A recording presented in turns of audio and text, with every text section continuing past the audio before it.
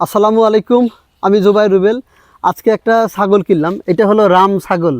আমাকে ছোটোবেলায় বলতো, যখন আমি খুব বোকা ছিলাম, এখনও খুব বোকা, আমাকে বলতো যে এই তুই একটা রাম ছাগল। তো সেই থেকে আমার ইচ্ছা যে আমি একটা রাম ছাগল পালবো, দেখতে চাই যে রাম ছাগল আসলে কত বোকা। তো আজকে এই ছাগলটা কিনছি। আমার ছাগলটা কেনার দুটো উদ্দেশ্য। একটা হলো এই একটু ছাগল, যেহেতু আমি রাম ছাগল, তা আমি একটা রাম ছাগল পালতে চাই। 2 নম্বর হলো ছাগল কীভাবে পালতে হয় সেটা শিখতে চাই। আমার এখনও কোনো ধারণা নেই যে ছাগল আসলে কীভাবে পালতে হয়, ছাগলের চিকিৎসা কী, ছাগল কীভাবে খায় সেটা জানি না। আস্তে আস্তে জানবো। এই দুষ্টামি করিস না, কোলে থাক, কোলে আরামে থাক। হ্যাঁ, তো সেটা শিখতে চাই। থাক বাবা, তুই এখানে আরামে থাক। হ্যাঁ, সেটা শিখতে চাই। আপনারা যারা দেখছেন, আমি সাধারণত গরু পালার চেষ্টা করতেছি এখনও পর্যন্ত। আমি সুখের খামার দিয়ে, এই সুখের খামারের সুখের স্টুডিওতে এখন আমি দাঁড়িয়ে ভিডিওটি বানাচ্ছি।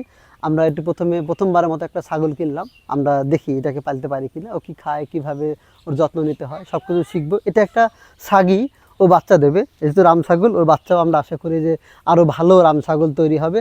আস্তে আস্তে একটা সময় ও যখন বড় হবে, ওর এখন বয়স 5 মাস, আশা করি আগামী কয়েক মাসের মধ্যে হিটে আসবে, তারপরে বাচ্চা দেবে।